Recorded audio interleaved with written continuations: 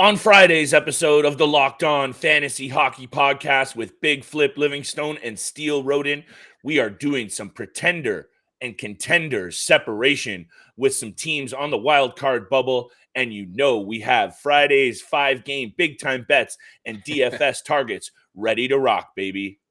You're Locked On Fantasy Hockey, your daily podcast on fantasy hockey. Part of the Locked On Podcast Network, your team every day.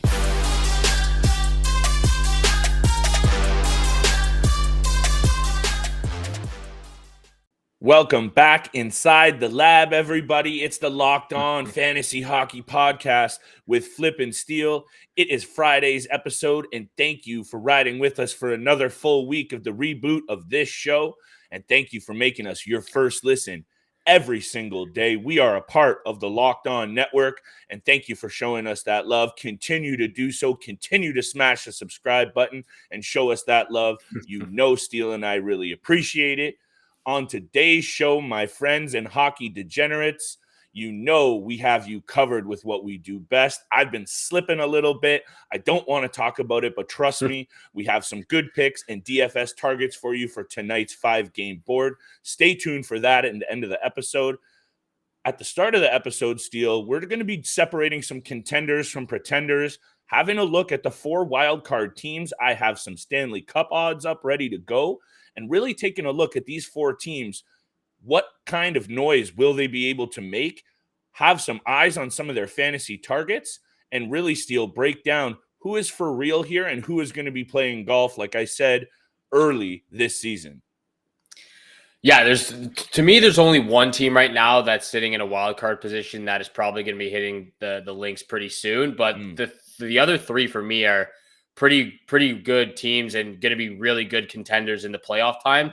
I think for me, the no-brainer, the team that's probably going to be out really, really quickly is going to be the Dallas Stars, because they're most likely going to have to go up against the Colorado Avalanche. So, take a message out of Daryl Sutter's book. It's going to be a waste of 8 days, essentially, for the Dallas Stars if they go up against the Avalanche, which it most likely will. But for me, the Washington Capitals, the Boston Bruins, and the Nashville Predators, for me, are all legit teams. But there's one team in particular that I think is above the other 2. Well, I think you said, well, first of all, Sutter's quote was amazing. And the Dallas Stars at plus 3,500, as much as you know me, I like to get crazy with odds. As much as, sure, you might say there's some value there isn't. This Dallas Stars team, I think, aside from Rupe Hintz and Jason Robertson, Steele, and I think you'd back me up on this, that forward group leaves a lot to be desired. Yeah. I like those 2 guys a lot, don't get me wrong. And I know Jamie Benn and Tyler Seguin used to be 2 of the best players in the league, but they just don't have it anymore, and it's a little bit sad to see. But I think Dallas is clearly, as much as they are currently in the wild card now, I could see this team being passed by the Jets or even the Canucks, who I think have a little bit more excitement to both of their teams. But yeah, Dallas to me is really not even in this conversation, so let's separate them right away. In my opinion, they are a pretender. You said it. Boston, Washington, and Nashville, 3 teams who have a lot more of a shot to make some noise. I'm intrigued to hear who is your pick, though, as the contender of this group. As the real contender, like I said, I think the 3 teams besides Dallas Stars are going to be contenders in the playoffs this season. But for me, I think the real contender are the Boston Bruins. I think, looking at some of the situations leading up to going into the postseason, I think they're going to be very, very underrated. For me, they've got 2 guys in net who they can depend on. Obviously, we've talked a lot about Jeremy Swayman, a .925 save percentage, a 2.08 goals against average. If he isn't up to their standards come playoff time, they can fall back on Linus Ullmark as well. So I think they have really complete 2 studs in the crease going into the playoffs. They got their guy in Hampus Lindholm as well at the trade deadline to help them on the blue line. And then we already know that Brad Marchand, Patrice Bergeron, and David Pastrnak are the top guys on the Boston Bruins, but at least they're getting help now from Taylor Hall, Charlie Coyle, Craig Smith, even Eric Haula as well the last couple of weeks. And if Jake DeBrusk can get going again when he was on the top line with Marchand and Bergeron, then all their guys will essentially be going as well. So I really like the depth they have up front. They're getting some scoring, and it's taking a little bit of pressure off that top line because, as we know, Pastrnak, Marchand, and Bergeron are their best players. But if they can get help down the roster, they should be a really good team come postseason. Look, everything that you just said is basically spot on. And as much as I want to disagree with you, I really can't. But I'll say this. The Boston Bruins, yes, they got their guy in Hampus Lindholm, but he doesn't turn the page for me offensively with a Boston group that we know is lacking in firepower. And I will leave the credit due to one of the best lines in the league. You're spot on with Marchand Pasternak and Patrice Bergeron. Yeah, I'm like, why am I drawing a blank right away? They are disgusting. They are very much for real. And in the mix is one of those top fantasy lines and lines in hockey, just straight up and down. But I just don't think they addressed their biggest need, which was secondary scoring and help up the middle. So I also will say this about Swayman and Linus Ullmark.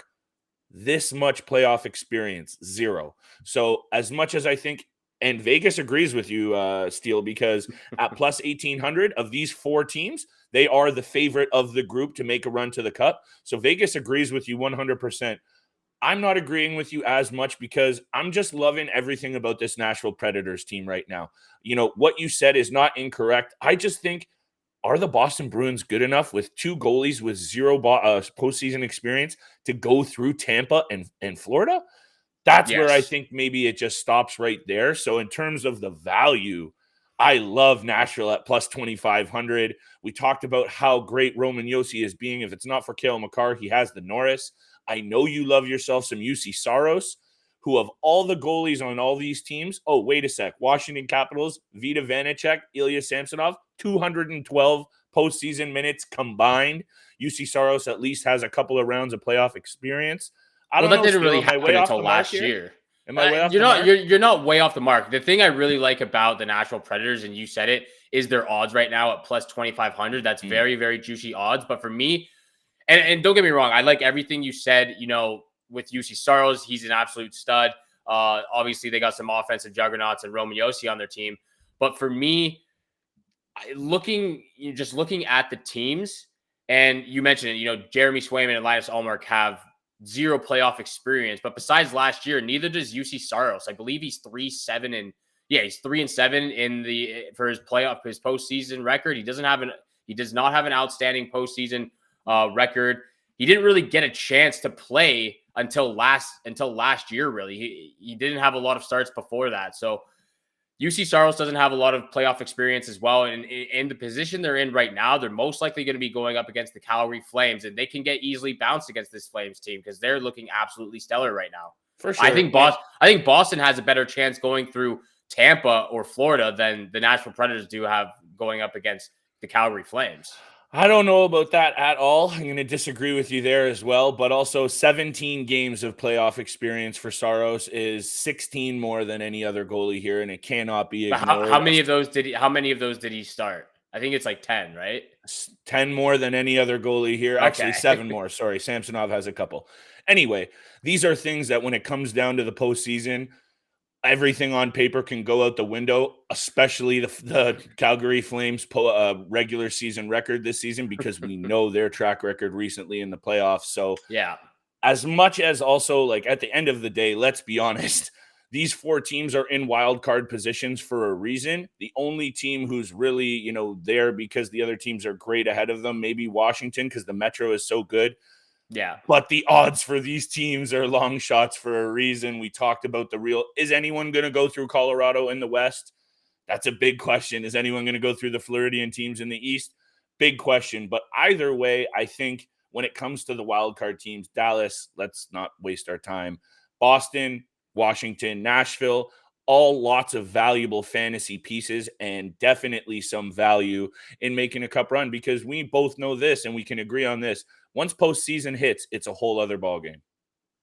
Yeah, I think the real big question for all 4 of these teams are, because we've talked about it a lot, is the goaltending situations for all 4 of them. Like, for sure. Jake Ottinger is a young guy. He doesn't have a lot of playoff experience. Mm-hmm. Same with the tandem in Washington with Samsonov and Vanacek. So it really comes down to, you know, those 2 teams, the Predators and Bruins, that, yes, UC Saros has the most postseason experience. Not much, but compared to everyone else's, yes, he does.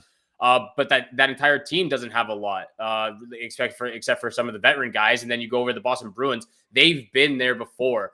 The guy Marchand, Pastrnak, Bergeron, Craig Smith, Charlie Coyle. They've been there for so many years now. It's really just the goaltending that's the big question mark in the air. Yeah, most definitely. Lots of question marks when it comes to wild card teams, but one of the question marks that you know the answer to is, are Built Bars delicious? And the answer is yes. They're covered in 100% real chocolate. Steele loves himself some chocolate. He's their biggest fan. They are low calorie, high protein. You need to replace the candy bars with these. They are just better. Go to built.com, scroll down to the macros chart. You'll be blown away. I've said it before. High protein, low cal, high fiber, low carb. What else do you need me to say? How about this? 130 calories are all the Built Bars contain, and 4 grams of sugar, 4 net carbs. Compared to the candy bar, you're not going to feel well. Beach season is coming up. It's time to get healthy. They come out with fresh flavors all the time, and they're limited, so do not miss out. Mint brownie, coconut almond. There's always new flavors coming out, and they're all delicious. At Built, they make it all about the taste. They make it taste delicious first, and then figure out how to make it healthy after. Go to Built.com, use promo code LOCKED15, and get 15% off. Thank you for making the Locked On Fantasy Hockey Podcast your first listen every day. For your next listen, check out Locked On Now Podcast, nightly recaps of every NHL game with analysis from our local experts. You don't want to miss out on these episodes. They're free and available on all podcast platforms, just like this podcast right here. So please make sure you hit the subscribe, hit the follow button, and you'll get the latest episodes of Locked On Fantasy Hockey Podcast. And Flip and I appreciate all the love and support out there. So thank you so much for tuning in. Let's jump right over to the DFS selections. Like you said off the top, 5 games on the schedule. I'm looking at 2 games in particular, like usual. First game of the night.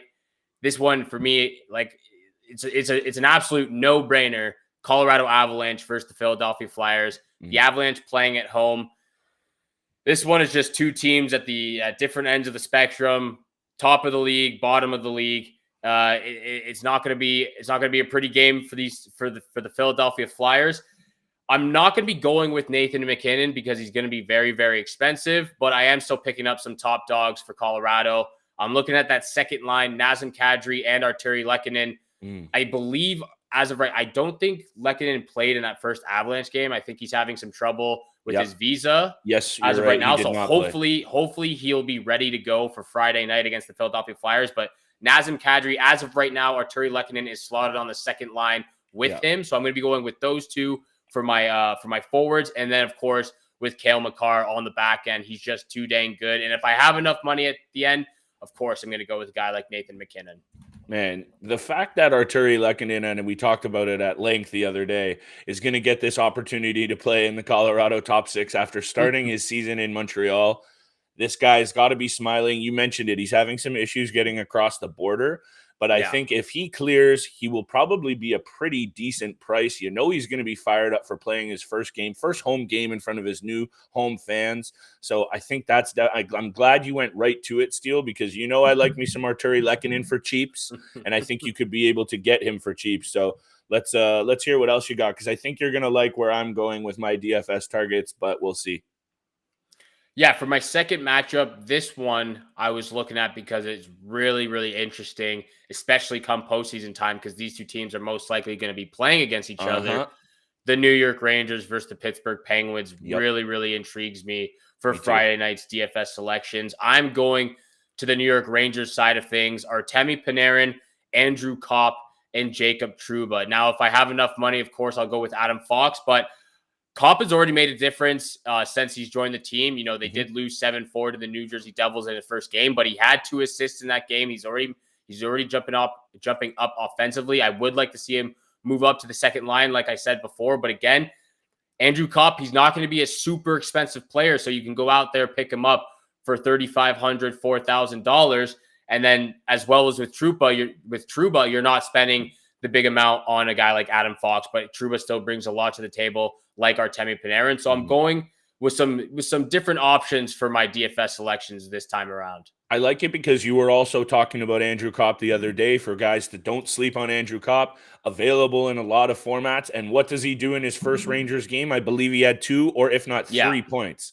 I believe he had 2. So there you go. So definitely he's already feeling it. Had a great year in Winnipeg as well. So I like how you're going right to these trade targets. I said I don't know if that's going to be a good thing or a bad thing. And look what's happened. They're already playing well on their new teams. That energy is clearly flowing, especially when you get traded to a contender, right? That's the difference. That locker room right now is juiced up. So you're feeling it.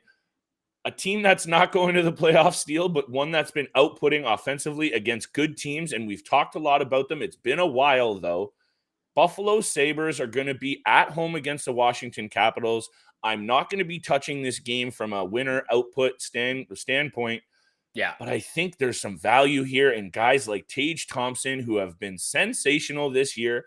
6 points in 5 games for Tage Thompson. He's probably going to be a pricey name. But that third line of Dylan Cousins, Peyton Krebs, and Victor Olofsson also have some big-time nights, sneaky good lines, speedy, and I think there's some value there against, it, and I know you got me on this one, shaky goaltending in Washington. They tend to let in. Sometimes they look great, and then other times 3 or 4. So I'm looking at the Buffalo Sabres for some value steal DFS-wise to augment with some of those big players that you already mentioned. I like those options too. At first, I thought you were teasing your way over to that Coyotes Flames matchup at the end of the night, because I was about to say, if you go out and get a guy for cheap like Lawson Krause, who's been really, really great over the last couple of weeks, he's been scoring a ton of goals. The Arizona Coyotes, for that matter, is just the last couple of weeks, it just seems like they flipped the switch all of a sudden. So you can look to the Coyotes game a little bit. The guy like Lawson Krause, even Nick Schmaltz is up there as well. So there's some cheap options out there, of course. And then the final game of the night, the Columbus Blue Jackets versus the Winnipeg Jets, where again, guys like Oliver Bjorkstrand, Gustav Nyquist, those are the type of guys. Even someone on the back end like Andrew Peeke or Vladislav Gavrikov, you can find some cheap options under $3,000, and they've really been jumping up into plays and helping out offensively a little bit this last couple of weeks. So a ton of options out there. But again, there's some top dogs in the 3 matchups that Flip and I have mentioned. And I think realistically, if you haven't already blown your budget on your forward and D-men, definitely take a look into that Pittsburgh, New York game that I think, and I'm going to talk about it, obviously, coming around the break. Stay tuned for big time bets and our locks of the night coming up. But I see that game as being a good one for goaltenders. Yeah. I'm happy with either Shesterkin or Tristan Jarry, in my opinion. I think that's a coin flip game, but one that I might have a lean-in Steele. So maybe let's get to that in a few seconds here. Well, let's get to it right now. But first, let's talk about BetOnline.net. It's that time of year again, college basketball's tournament. We're in the mix right now. We're getting down to the Elite 8 in the next couple of days. BetOnline, from the latest odds, contests, and player props, BetOnline.net is the #1 source for all your betting needs and info. And it's not just basketball. BetOnline is your continued source for all your sporting wagering information needs, including live betting and your favorite Vegas casino games. Head to the website today or use your mobile device to learn more about the trends and actions. BetOnline, where the game starts. Thank you for making the Locked On Fantasy Hockey Podcast your first listen every day. Make sure you hit the subscribe and follow button. You'll get the latest episodes of Locked On Fantasy Hockey Podcast. We're free on all podcast platforms, which also includes YouTube. And like we always say, Flip and I appreciate the love and support out there. So thank you so much for supporting us and tuning into the episodes every single day. With that being said, it's now time for big time bets. Flip, we need to turn this little slump around. The last couple of days have not been nice to us. Not been nice, not been pretty. And what did I say? When you throw your opinion out there online every night, when you got money on the line, sometimes you have to take it on the chin. And man, are we taking it on the chin right now? But with that said, I have a good feeling about both tonight and the next week upcoming, Steele. The playoffs are closing in on us fast. That's why we did a little pretender-contender separation today. But you know what? We're back in the lab, and here's my first two picks, and I'll save my lock of the night for the end, one that's already hit for us recently. I'm going right back to this Pittsburgh game, Steele. Give me some action on the under here. I think that I've talked about it a lot. You're probably like, Flip, shut up with this measuring stick game BS, but this is another one of them, right? We talked about it with Boston and Tampa the other night. Pittsburgh and New York are probably going to have to go through each other at some point in the near future, and I expect this game to be tight checking and low scoring. Sitting at 6 right now, I could see this as a game at 5.5, to be honest, especially considering the last game between these two teams, believe a month ago, went 0-0 to the third and finished with a 1-0 shutout victory for the Penguins. I expect very much the same thing. Pittsburgh has been playing great, and Tristan Jarry has been lights out, Steele. We can talk about Shesterkin till the cows come home. We know how good he is. Probably a Vezina on that guy's mantelpiece. But Tristan Jarry deserves some love, and I know you've given him some, but I want to give him some right now. 5-0 in his last 5 starts. How about a save percentage of .950? That is insane. That is a stat indicative of a goalie playing lights out right now. And I like another close game here, Steele. So either way, give me the under. But I'm also going with the Pittsburgh Penguins, who have won 8 of 12 and 4 of 5 against the New York Rangers. But I have a feeling there might be a side bet coming, because I have a feeling you might be on the New York Rangers train. Yeah, there is a side bet coming. I am on the Rangers money line here for my first pick of the night against the Penguins. I do agree with you that this is probably going to be another low scoring game like we saw before in that 1-0 shutout win to the Penguins. But I like the Rangers being at home in this situation. It has been a little bit of a rough week and a half for Igor Shesterkin. He's let in a couple of fluky goals, some high scoring games on his part, but I think he'll turn that around against one of the best teams in the Eastern Conference. I'm going with the Rangers on the money line for my first pick of the night. See, and I'll also say this, because I think this is going to be a great game to watch, and I'm going to take the juice. I'm going to take Penguins on the money line. But again, this is going to be a close game. I think it's going to be an under. That's what it smells like to me. But Sidney Crosby smells a cup chance again, and he's got 3 goals and 5 assists in his last 5 games. And it's just awesome to see a guy at his age continue to basically be, right now, in my opinion, I know McDavid has the points, but Crosby is still the best player in the game right now, in my opinion. Not for long, because McDavid is just so good. But this is going to be a great game, Steele. I like the under. I like the Penguins. Those are my first 2 picks. I'm going back to a guy for my lock, Steele, that banged out for me twice this year. I think he also hit for you, and he's having a great season in Kyle Connor. We talked a little bit about the Winnipeg Jets playing better. I always like to look to teams who are surging. They are surging right now. Look, this guy has 39 goals and 40 assists, leading the team in both categories. Oh, and how about an 8-game point streak that features 10 goals and 15 assists? They are playing against a Blue Jackets team who just lost Jonas Korpisalo for the season. We know they don't have Elvis Merzlikins as well. I don't even know who's going to be playing in net. Is it Berube? It could be Berube, yeah. Could be Berube. That's awesome news for the Winnipeg Jets, who have been rolling offensively, and Kyle Connor, who is having a great season. And I'll leave it at this before I hit you with Kyle Connor anytime assists as my lock of the night. This dude's $7.1 million cap hit might be the steal of the year of a contract. That is amazing. Steal, and back to Steele. All right, there we go. Some nice wordplay from Flip over there. I like Shout all out to David picks. Crosby. Shout out to David Crosby. He'll be back on the show very, very soon. But yeah, I like all of your picks there. Nothing too much to complain about. I kept it relatively simple for my picks just because of how this week is shaping up for the both of us. But again, I haven't been any better. Very simple picks from me.